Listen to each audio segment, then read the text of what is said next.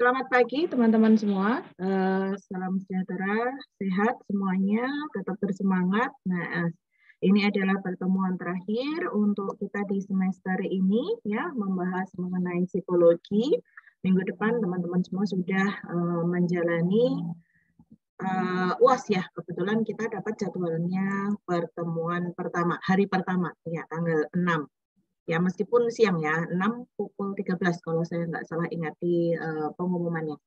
Oke, teman-teman semua, maka dari itu hari ini tujuan dari pertemuan ini adalah untuk wrap up, ya, untuk mendiskusikan materi, aplikasi materi, ya, segala sesuatu yang relate, yang berkaitan dengan pembelajaran kita di mata kuliah ini.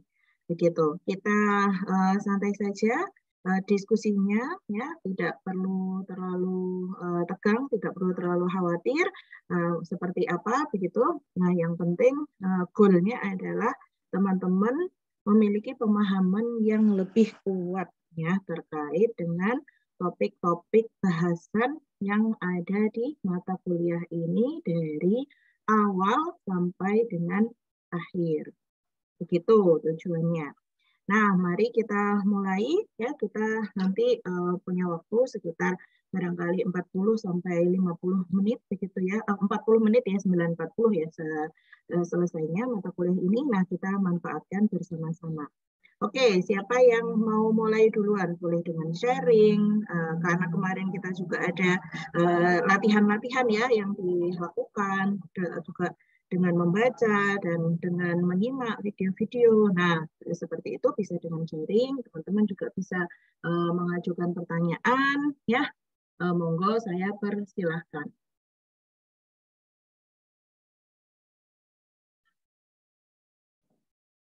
Silahkan.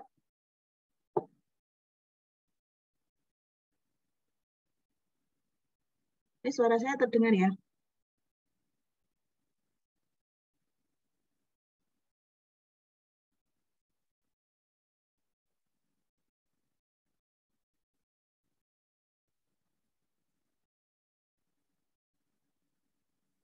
Oke, silahkan teman-teman.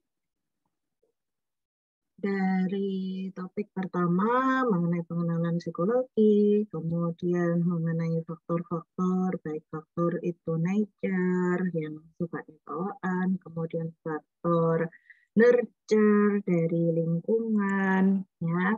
Kemudian ada proses, ya, di dalam proses ada stresor-stresor gitu. Kemudian di dalam diri kita ada motivasi, kemudian ada proses belajar dan lain sebagainya. Silahkan.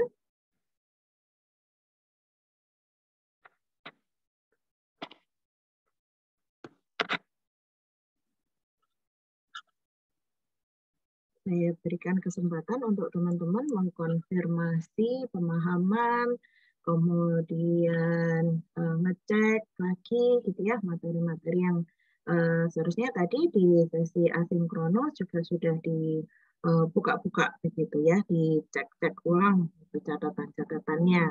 Misalnya ada yang masih belum jelas atau ada yang di perjelas lagi gitu, contoh-contoh aplikasi dalam kehidupan sehari-hari dan lain sebagainya. Karena untuk mata kuliah ini memang kita tidak hanya membahas teori saja, tetapi juga aplikasinya di bidang klinis ya, terutama kalau kalian nantinya akan bekerja di klinik begitu sebagai dental hygienist, yang sudah juga beberapa topik yang relevan dengan itu didiskusikan pada sesi presentasi beberapa waktu yang lalu. Ada 3 sesi yang teman-teman di situ sharing kepada teman-teman yang lain di kelas ya, sesuai dengan topik yang dibahas pada kelompoknya. Baik, silahkan mulai dari siapa untuk mengajukan pertanyaan diskusi ini. Baik, Alvira, silahkan Alvira. Alvira sudah raise hand, monggo. Ya, saya izin bertanya Bu, di materi motivasi itu kan ada pendekatan motivasinya tuh ada homeostasis sama drives atau dorongan. Nah, itu tuh perbedaannya gimana ya, Bu? Soalnya saya masih sedikit bingung untuk membedakan kedua itu. Terima kasih. Baik, baik. Nah, sebenarnya kita tidak perlu membedakan ya, karena keduanya ini tidak untuk diperbandingkan, keduanya ini dua konsep begitu. Ada dua konsep yang mana baik homeostasis maupun drive itu mengakarnya lebih kepada perilaku kita didorong oleh kebutuhan fisik, kebutuhan jasmani. Ya, kalau homeostasis itu adalah suatu konsep di mana kita ingin mencapai keseimbangan. Homeostasis, jadi mencapai keseimbangan. Kalau kondisi lapar misalnya, kita bisa terpuaskan ketika kondisi kita seperti apa? Seimbangnya itu nyamannya. Nah, katakanlah nyamannya itu seperti apa? Kalau kita fisiknya nih merasa lapar nih, berarti biar aku nyaman, aku harus melakukan sesuatu kan? Nah, tujuannya itu apa? Kalau kondisinya lapar nih. Apa? Apa kira-kira teman-teman? Kalau lapar, yang dilakukan adalah makan. Makan. Ya, makan. Kenapa makan? Karena makan bisa memunculkan keseimbangan di dalam diri kita, yaitu kondisi kenyang. Ya, kondisi kenyang itu kan membuat kita nyaman jika dibandingkan kondisi lapar. Ya kan? Ya enggak? Gimana? Kalian kira-kira nih untuk contoh ininya ya, contoh apa? Konkretnya. Kalau lapar, belajar bisa berkonsentrasi enggak dengan yang sedang dipelajari? Kalau kondisi kalian sedang lapar. Wah, saya bisa-bisa aja, Bu. Ya, oke deh. Kira-kira, yuk silahkan sharing pengalamannya. Waduh, ini lagi serius harus belajar atau nugas, terus kemudian misalnya sudah lewat siang hari gitu ya. Kemudian apa yang terjadi kira-kira di tubuh kalian? Monggo silahkan on mic. Siapa saja boleh. Kita relate. Saya mungkin, Bu. Nah, silakan kita relate dengan pengalaman sehari-hari. Ya, kalau misalnya saya itu pas kelas ya, Bu. Kelas itu mungkin jedanya ganti kelas itu sebentar-sebentar. Kadang mungkin teman-teman juga lupa makan. Jadinya lemes gitu, Bu, dan nggak konsen waktu kelas. Betul, betul. Nggak konsen, ya, sehingga sulit. Kenapa? Sesederhana karena lapar.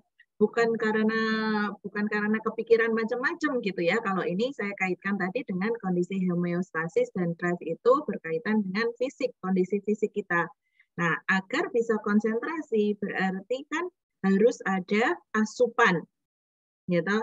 Entah itu berupa apa, cemilan, kalau nggak sempat makan besar, atau minum susu, Milo gitu, Milo. Nah, misalnya seperti itu, sehingga ada energi lagi untuk melanjutkan aktivitas. Ya, betul sekali, Sylvia. Nah, kalian akan melakukan sesuatu. Nah, tindakan inilah yang didorong oleh si drive. Driving. Drive itu kalau kita terjemahkan dalam bahasa Indonesianya adalah dorongan. Dorongannya apa? Berarti memunculkan perilaku kalian yang karena lapar ini bikin susu.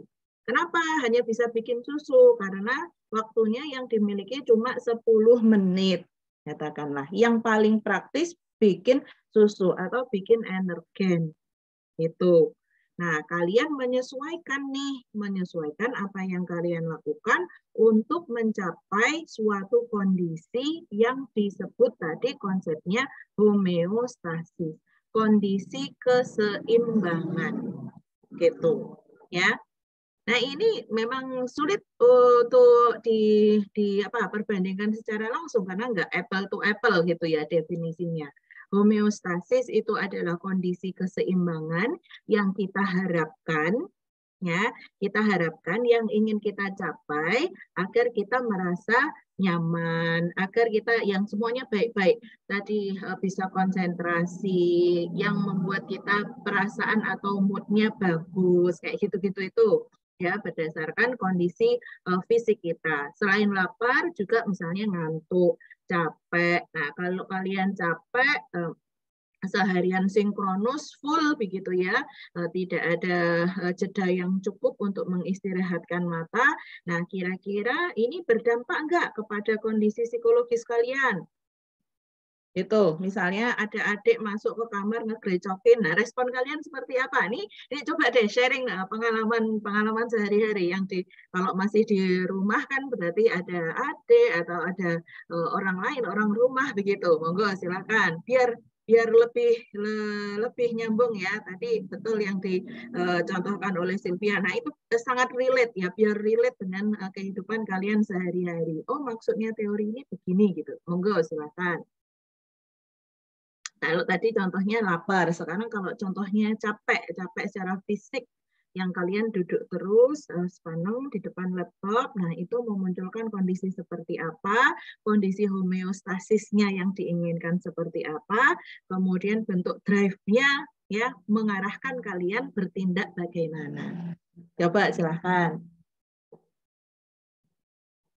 Siapa mau coba sharing? Oh ya nih, kayaknya kalau yang aku alami begini. Gitu. Monggo. Tidak apa-apa, coba aja.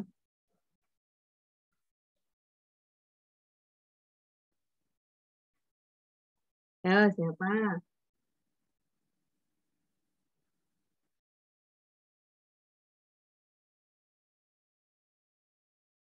Ini kok pada senyum-senyum semua, tapi nggak ada yang ngadong.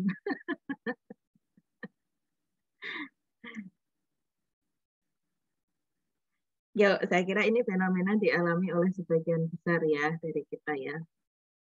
Nah, maka dengan mengangkatnya menjadi bahasan, nah kita bisa saling bertukar cara gitu bagaimana untuk mengelolanya. Silakan, siapa yang mau sharing? Kalau capek, yang kalian inginkan apa? Nah, itu sebagai kondisi homeostasis.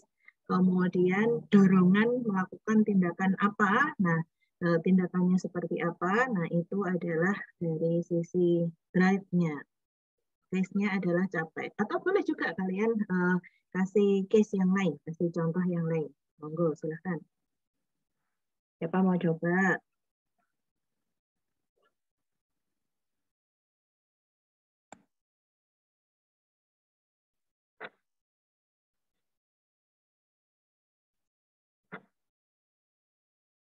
Ini senyum. Saya izin menjawab, Bu. Ya, silakan, Mbak kita. Iya. Mungkin kalau saya kalau capek biasanya ngantuk seperti itu, Bu. Jadinya saya langsung tidur seperti itu. Itu kayak kalau bangun tidur tuh biasanya langsung kayak hilang gitu capeknya, Bu. Oke, berarti kondisi homeostasis yang kamu butuhkan adalah seperti apa kalau capek? Kondisi homeostasis yang menjadi tujuan. Kalau capek, akhirnya harus istirahat gitu, Bu. Istirahat. Bayangnya adalah setelah istirahat akan merasa lebih fresh, gitu ya. Istirahat bisa benar-benar dengan tidur, bisa misalnya apa pengalihan yang lain. Kalau nggak cukup waktunya buat tidur nih, karena tadi seperti yang disampaikan Sylvia, jedanya sebentar-sebentar aja, tapi capek banget. Tapi kondisinya capek banget. Nah, berarti drive-nya apa nih? Yang mendorong ke perilaku itu yang dilakukan apa? Tadi boleh bisa tidur, kemudian yang lain? Kira-kira yang waktunya mepet biasanya rebahan aja, Bu. Jadi kayak merenggangkan gitu, Bu, biasanya. Ininya ya, punggungnya ya, yang misalnya duduk terus kemudian dengan rebahan ada posisi lebih lurus gitu ya. Nah, itu ada perubahan. Nah, di situ terasa istirahat ya untuk punggungnya. Nah, setelah itu teman-teman bisa ngecek, oh iya ya setelah melakukan peregangan rasanya lebih nyaman gitu. Kepada kondisi psikologis itu pun membuat kita barangkali tambah lebih siap begitu untuk melakukan aktivitas berikutnya. Gitu. Jadi memang untuk kondisi fisik dan kondisi psikologis ini sangat berkaitan. Nah, untuk konsep homeostasis dan drive ini yang lebih ke kondisi fisik, ya karena memang kita kalau kondisi fisiknya tidak nyaman atau bahkan dalam kondisi yang menyakitkan, maka di situ akan berpengaruh terhadap kondisi psikologis kita dalam bentuk apa? Kira-kira? Kalau secara fisik tidak nyaman atau sakit, reaksi psikologisnya bagaimana? Kira-kira? Stres, Bu. Oh, kata Jenny stres. Kemudian ada lagi? Mungkin jadi gampang marah-marah gitu. Betul, menjadi sensitif ya, menjadi overreactive gitu. Tadi kalau saya coba contohkan itu ya sebenarnya orang rumah tuh ya biasa-biasa aja gitu ya. Tetapi kemudian kita meresponnya menjadi kita merasa lebih terganggu gitu. Padahal ya sebenarnya hari-hari yang lain juga kayak gitu gitu. Pada saat kita kelelahan gitu kita menjadi lebih reaktif seperti yang disampaikan Kamila tadi gitu. Kita jadi berteriak misalnya ya, teriak kepada adik gitu. Udah sana main aja gitu. Nah, ini satu scene ya, satu peristiwa yang mana kalau kita tidak menyadarinya bisa berpengaruh atau berdampak ada efek domino ya, rangkaian pengaruh-pengaruh pada peristiwa-peristiwa yang lain gitu. Nah, karena kita nggak sadar, sebenarnya kita capek, terus kita memaksakan, terus ada pemicu seperti itu yang sebenarnya netral, tapi karena kita sedang oversensitif tadi, nah kemudian kita melakukan tindakan di luar kontrol kita. Nah, ini setelahnya merasa bersalah, menyesal, kayak gitu. Terus bisa jadi di situ tambah runyam misalnya kalau tadi interaksi langsung ya, kalau interaksi tidak langsung misalnya salah kirim chat gitu. Jadi misunderstanding gitu, ada kesalahpahaman. Nah, itu adalah rangkaian peristiwanya ya, padahal awalnya itu adalah kelelahan secara fisik saja yang tidak teratasi. Sehingga drive ini sebenarnya teman-teman itu merupakan apa ya, kita sebenarnya nggak perlu belajar sih karena itu sudah secara otomatis sebagai bentuk pertahanan diri kita. Kalau instinktif ya, kalau misalnya lapar berarti ya akan muncul dorongan untuk cari-cari makanan. Nah, dan segera makan. Hanya saja karena konteks sosial ya, konteks tadi misalnya masih di jam kuliah, terus kemudian konteks yang lain adalah di rumah pas nggak ada makanan sehingga harus pesan dulu atau harus beli dulu atau harus masak dulu. Nah, sehingga ya yang tadi secara secara naluriah, secara instinktif itu kita sudah tahu kalau lapar harus segera makan. Nah, itu membutuhkan upaya ekstra. Ya, nah upaya ekstra ini yang kemudian menyebabkan drive tadi menjadi menurun. Males, mager gitu. Malah ini repot dan segala macamnya. Kemudian kita mengabaikan sinyal-sinyal yang dikirimkan oleh tubuh kita tadi yang sudah menuntut keseimbangan, menuntut homeostasis. Itu kalau udah ngantuk terus tapi karena tanggung belum selesai ya dipaksain kayak gitu. Nah, akhirnya tubuh kita ini tadi ada batas-batas yang sudah tidak mampu menahan lagi. Nah, seringkali di situ memunculkan permasalahan yang lebih kompleks gitu. Misalnya sakit fisik ya menjadi lebih parah gitu daripada sekedar kelelahan saja, tapi sudah berkembang menjadi suatu penyakit tertentu. Kemudian secara psikologis, nah ini juga menjadi burnout gitu ya, kelelahan yang teramat sangat sehingga mengganggu performanya.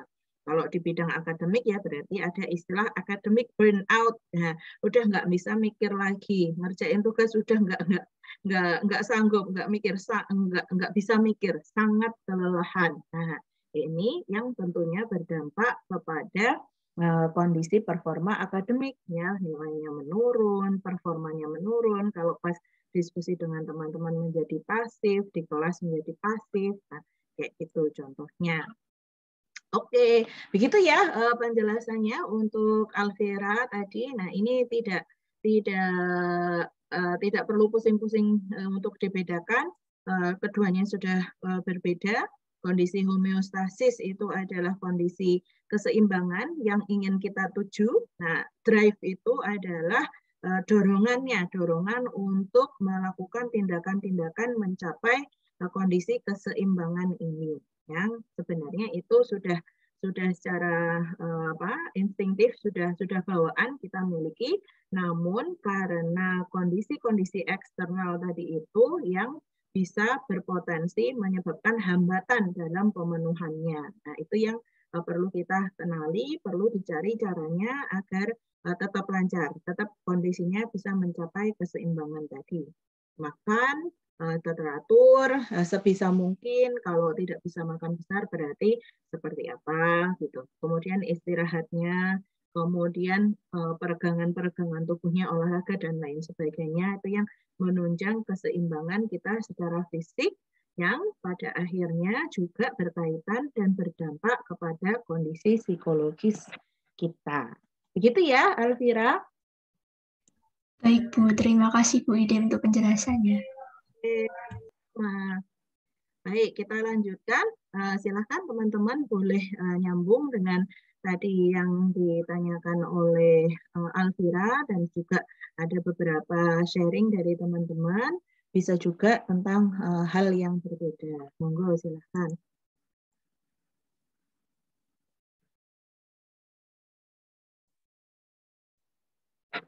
Saya kira kalau mata kuliah psikologi itu gampang sih, ya. Nggak ada istilah yang aneh-aneh banget, yang istilah teknis-teknis gitu ya. Ini soalnya karena saya juga nggak belajar kedokteran gigi, jadi dengan istilah-istilah teknikal itu, wah, kayaknya lebih rumit gitu untuk memahami. Oke, silahkan. Siapa lagi lanjutnya? Kita masih punya waktu cukup, saya kira.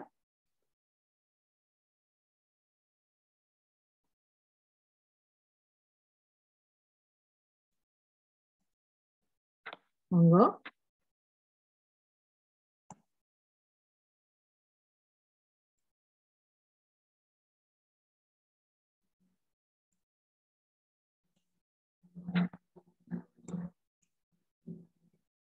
Masih berpikir-pikir apa yang mau ditanyakan?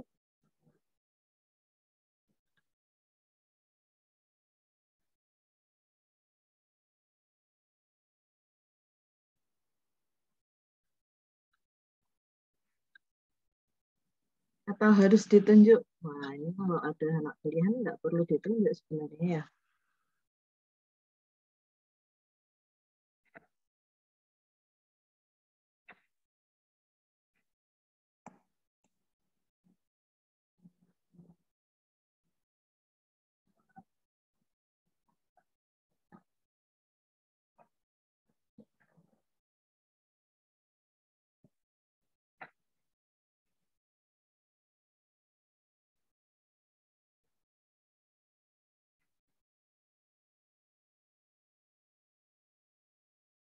Silakan.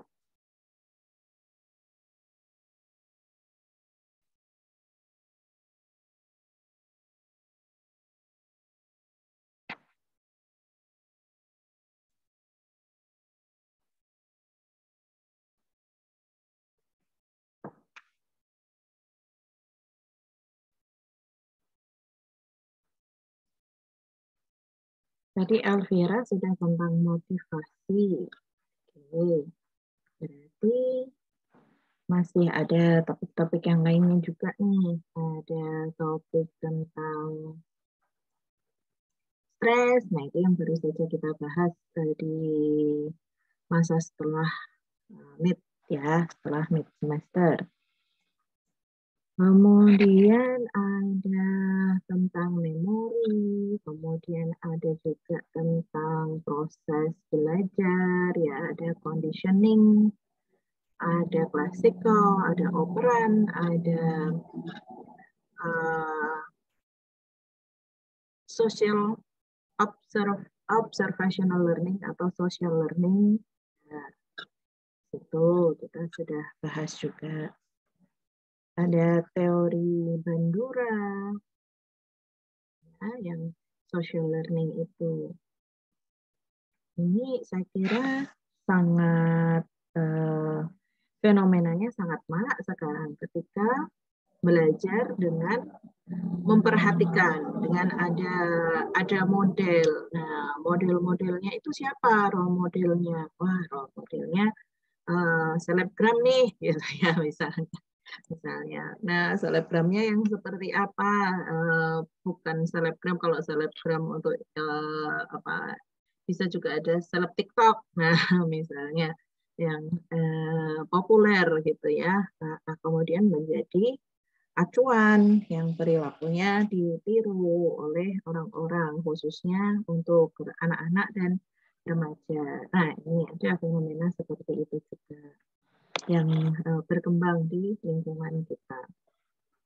Itu bisa kita jadikan bahan diskusi juga ya, bagaimana kemudian ketika menjadi profesional, ketika teman-teman menjadi dental hygienist, nantinya bisa menggunakan media ini untuk influencing people, untuk mempengaruhi orang lain, memberikan dalam hal memberikan edukasi-edukasi ya. Nah, berarti itu bisa gitu ya, kita manfaatkan juga medianya sehingga sasarannya menjadi lebih luas, bukan intervensi individual, tetapi intervensinya lebih ke arah komunitas yang menjangkau lebih luas lagi. Nah, misalnya kayak gitu.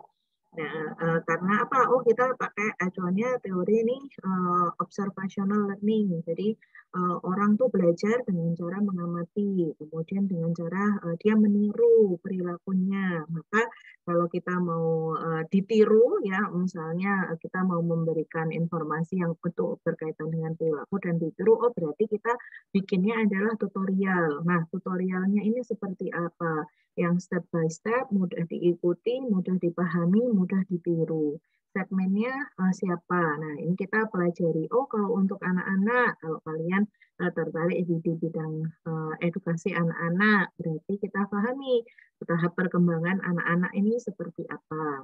Dia di masa itu, dia fokusnya ke mana ya pemahamannya. Oh, pemahamannya ternyata pada hal-hal yang konkret, berarti kita berikan contoh-contoh yang konkret. Ini didasarkan pada teori perkembangan kognitif ya, dari Piaget, ya, Jean Piaget. Nah, di situ ada pemahaman mengenai tahapan perkembangan kognitif. Kita gabungkan dengan teori belajar tadi yang observational learning. Oh, berarti ngasih informasinya harus sedetail mungkin gitu. Ngasih contohnya harus sejelas mungkin disampaikan. Nah, itu dari teori belajar. Nah, dengan teori-teori belajar yang lain, saya kira teman-teman sudah pernah melakukannya misalnya dengan memberikan reward gitu, memberikan hadiah untuk memunculkan perilaku tertentu. Nah, itu individu juga akan belajar. Oh, kalau saya melakukan seperti ini dengan dapat reward seperti ini, senang ya, besok dilakukan lagi. Nah, itu di operan conditioning. Nah, kalau classical conditioning itu seperti apa ya? Masih ada yang ingat? Tadi saya sudah mencontohkan mengenai social learning, kemudian ada operan conditioning, di mana di situ ada reward dan punishment. Kalau classical conditioning itu seperti apa ya? Pengasosiasian dua rangsangan, Bu. Oke. Contohnya apa aja nih? Betul, maknanya itu. Kalau contohnya yang bisa kamu kira-kira di dalam kehidupan sehari-hari, apa? Pemasangan stimulus.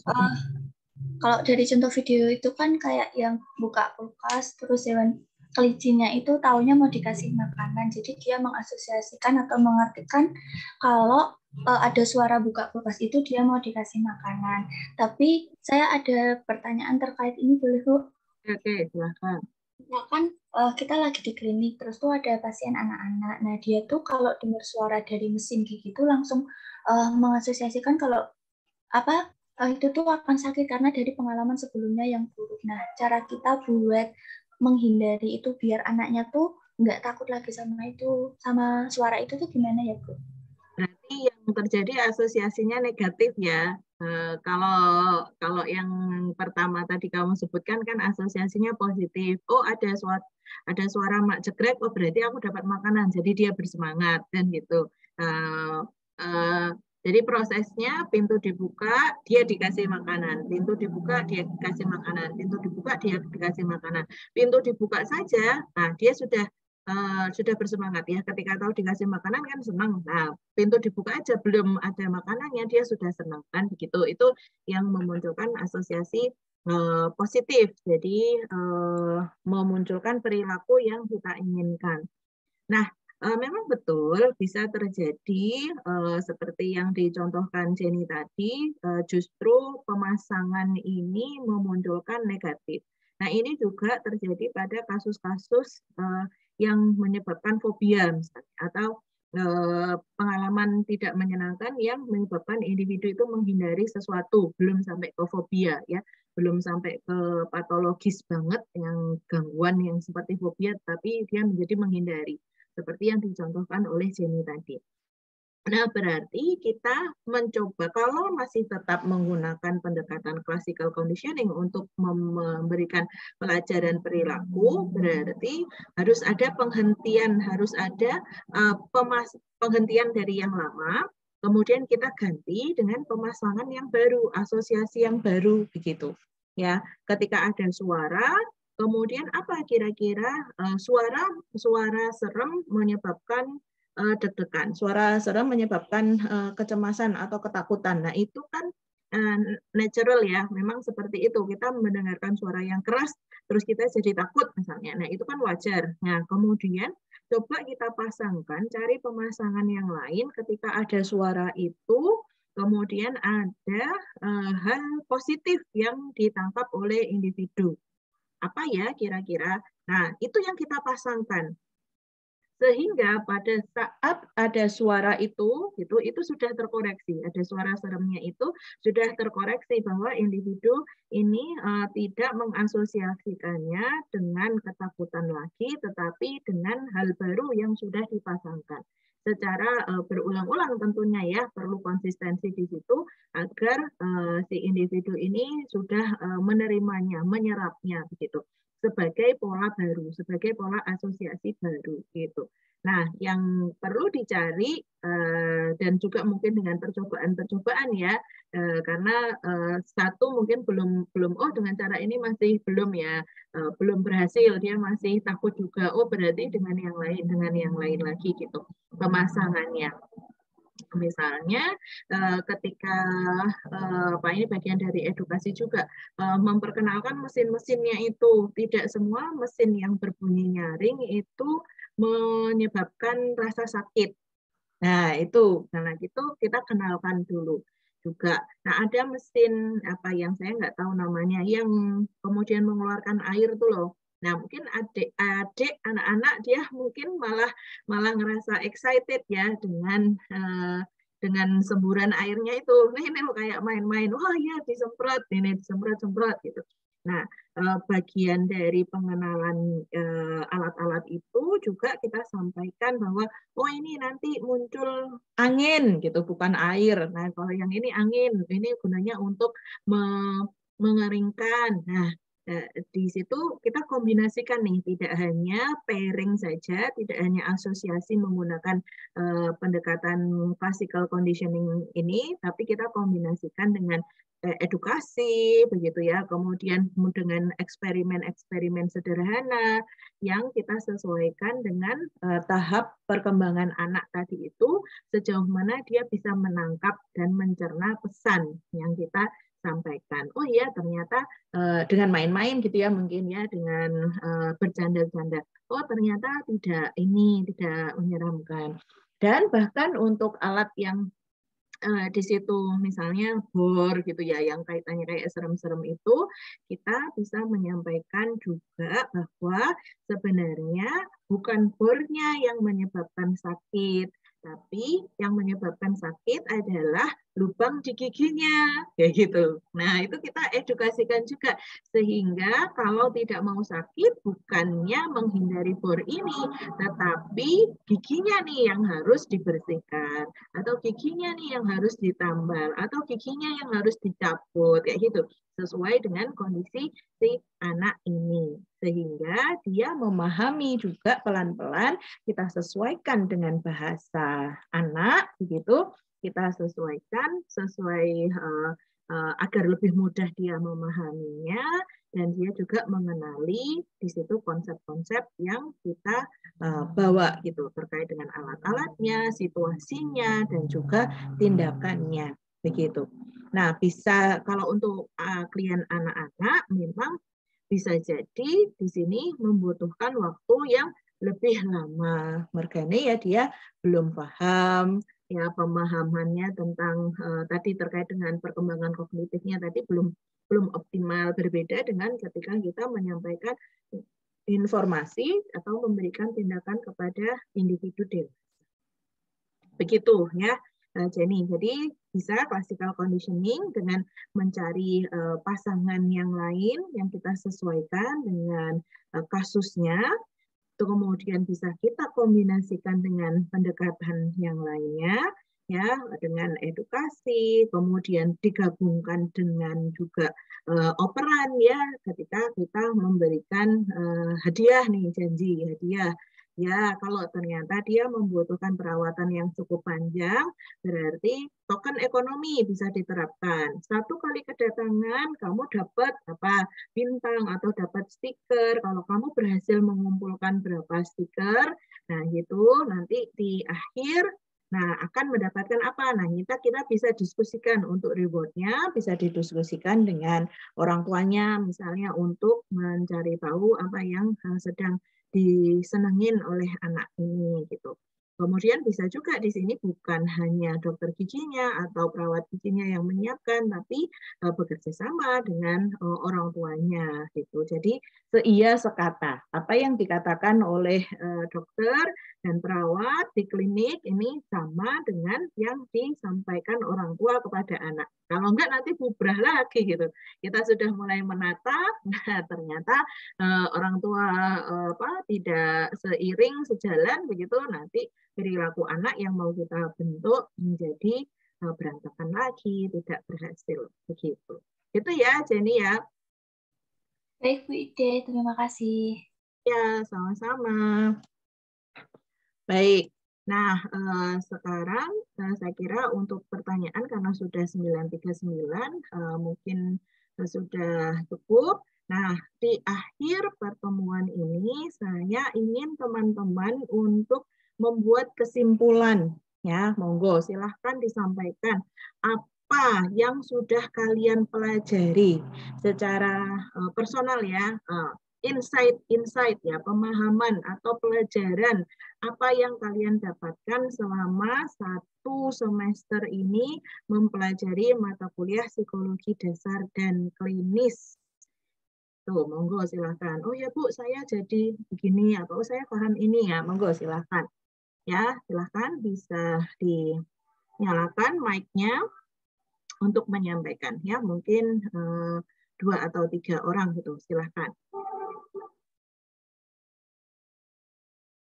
Saya belajar apa ya?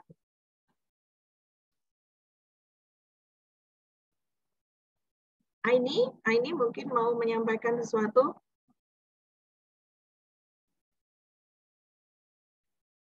Insight apa yang kamu dapatkan selama 1 semester ini yang menurutmu bermanfaat buat Aini? Dan juga teman-teman yang lain juga nanti ya untuk sharing. Silakan Aini. Yang paling paling berkesan bagi saya itu yang tentang ini, Bu, body awareness. Jadi selama ini kan saya gimana ya, kurang sadar sama tubuh saya sendiri. Jadi gimana ya? Pokoknya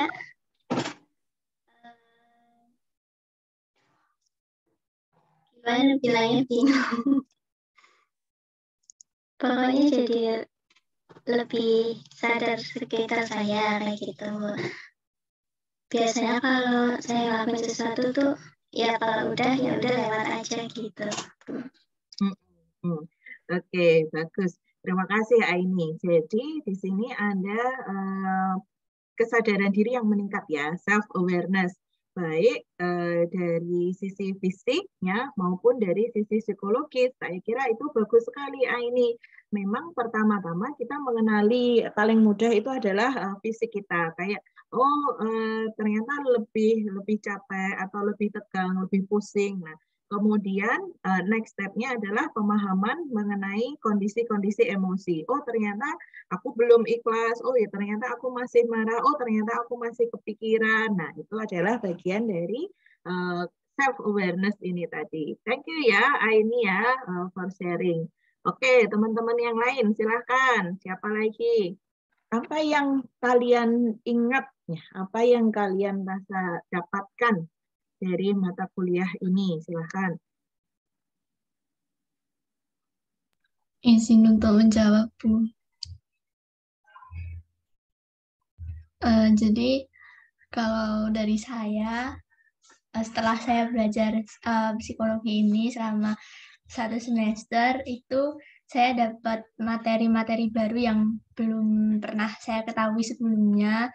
Terus habis itu ada beberapa materi yang relate mungkin dengan kehidupan saya juga, terutama materi yang terakhir kemarin yang tentang stres itu relate sama kehidupan saya yang sekarang. Jadi di situ saya juga bisa dapat insight baru. Terus habis itu dari semua materi itu saya bisa belajar lebih memahami diri saya sendiri. Seperti itu, Bu. Oke, thank you ya Vera ya. Nah, ini memang betul sekali teman-teman, karena kalau kalian bekerja dengan orang, kalian besok misalnya lanjut kemudian menjadi tenaga kesehatan. Nah, yang kalian hadapi ini kan orang ya. Orang tuh terus berubah. Kalian juga orang gitu ya, kalian juga mengalami perubahan-perubahan. Nah, sehingga agar kita tidak mengalami dampak-dampak begitu akibat dengan interaksi terus-menerus dengan orang. Nah, di sini pemahaman-pemahaman diri seperti yang disampaikan Alvira itu salah satunya menjadi bekal.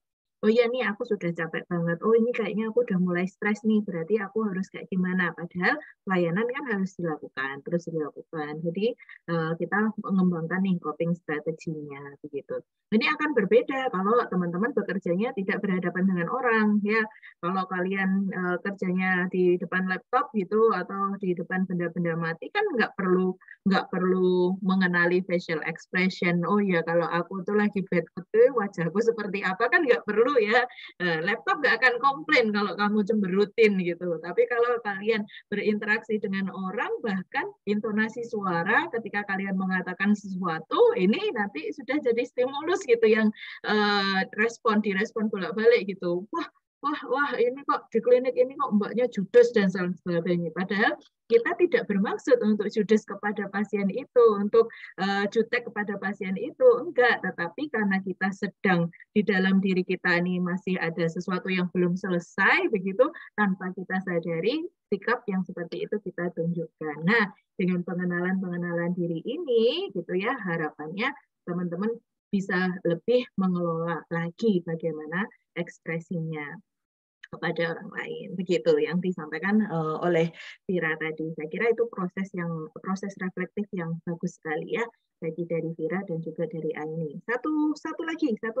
Oke, sorry, satu lagi nih. Siapa yang mau sharing apa yang kalian dapatkan? Saya pengennya nggak cuma dapat nilai aja ya, tetapi ada sesuatu yang bisa kalian pelajari untuk diri kalian sendiri gitu ke depannya, tidak hanya sekedar nilai. Kalau nilai sih gampang ya, saya bisa kasih nilai bagus semuanya. Ya, silahkan Sylvia Yuandra. Dari pelajaran psikologi ini saya mendapat materi yang sangat banyak ya Bu, mulai dari sensasi, persepsi, dan lain-lain.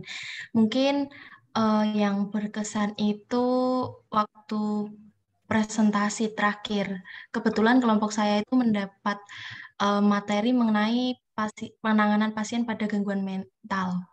Nah itu terlihat jelas ada kaitannya psikologi dengan kedokteran gigi. Jadi lebih tahu yang sebelumnya saya belum tahu, jadi lebih tahu kaitannya gitu, Bu.